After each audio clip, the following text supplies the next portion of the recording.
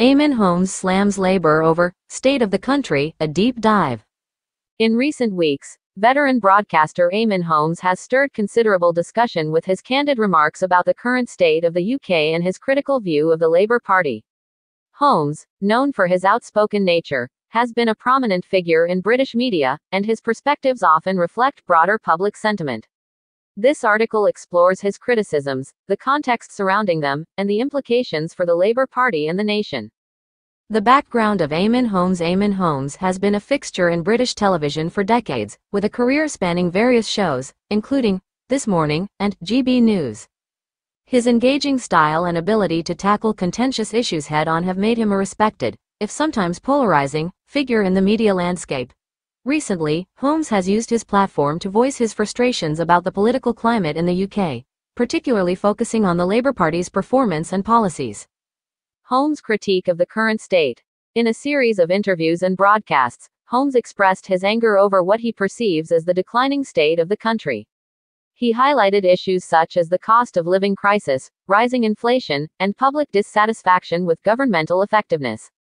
His assertion that the Labour Party is failing to provide a viable alternative to the Conservative government has resonated with many viewers who share his concerns. Holmes specifically called out Labour's leadership, criticizing Keir Starmer's approach as lacking urgency and clarity. He argued that the party has not sufficiently addressed pressing issues such as the economy, healthcare, and education. This critique is particularly relevant as the UK approaches a general election, where the Labour Party hopes to regain power after years in opposition. Public reaction. Holmes' comments have sparked significant debate across social media platforms and news outlets. Supporters of his views argue that he is articulating a frustration that many feel about the lack of effective leadership in the country. They appreciate his willingness to confront political leaders and demand accountability. Conversely, critics of Holmes argue that he oversimplifies complex issues and unfairly targets the Labour Party while overlooking challenges faced by the Conservative government. This back and forth has fueled discussions about media bias and the responsibilities of public figures in political discourse. The Labour Party's response. In response to Holmes' criticisms, Labour officials have attempted to articulate their vision for the country. Starmer has emphasized a commitment to tackling the cost of living crisis and reforming public services. However, many within the party acknowledge the challenge of communicating a coherent message amid a rapidly changing political landscape. Political analysts suggest that Holmes' comments may serve as a wake-up call for the Labour Party to refine its strategies and policies. With an election on the horizon, the party must find ways to engage voters who feel disillusioned or unheard. The broader context. Holmes' anger is not just personal, it reflects a growing sentiment among the British public. Polls indicate rising dissatisfaction with political leaders across the spectrum, driven by economic hardships and social issues. The current government's handling of these challenges has faced scrutiny, leading many to seek alternatives. The landscape of UK politics has shifted significantly over the past few years. The fallout from Brexit, the COVID-19 pandemic, and subsequent economic challenges have left many feeling uncertain about the future. In this context, the role of media personalities like Holmes becomes increasingly crucial in shaping public opinion and political discourse.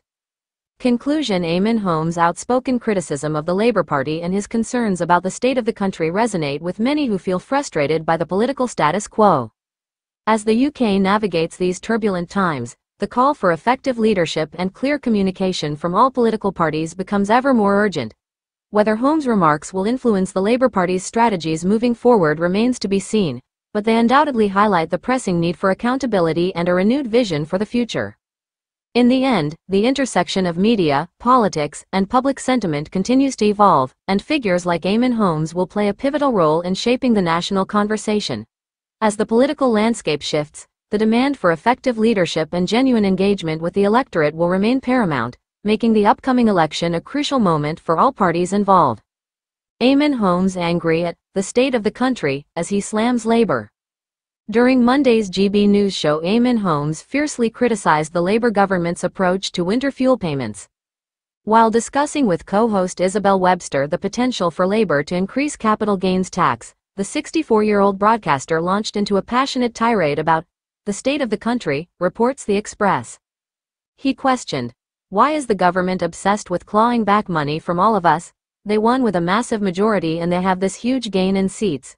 So why do they then want to make themselves incredibly unpopular straight away with elderly pensioners taking away their winter fuel allowance? Holmes continued, expressing his exasperation with the tax system. The state of this country with taxes is untrue. I mean, what is value-added tax, VAT? Do I have value-added tax on my spectacles? No idea. Why do some things have value-added tax and some don't? Webster offered an alternative perspective, suggesting that the government's stance might be, they have picked up at this huge black hole. There are all these unfunded policies that the conservatives had no intention of paying for, and they have got to be the responsible party and sort that out.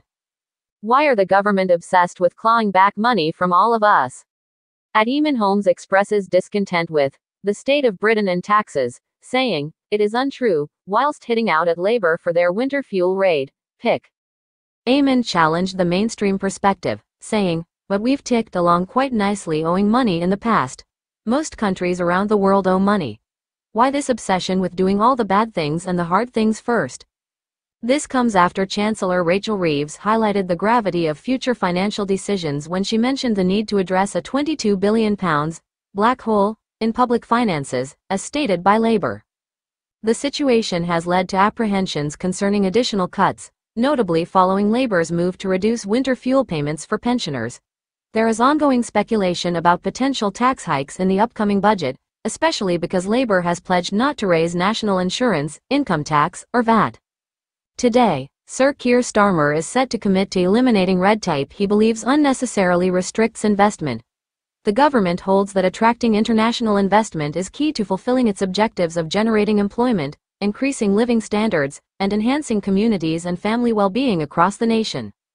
At its inaugural International Investment Summit, the government is anticipated to announce sizable investment agreements in sectors like AI, life sciences, and infrastructure.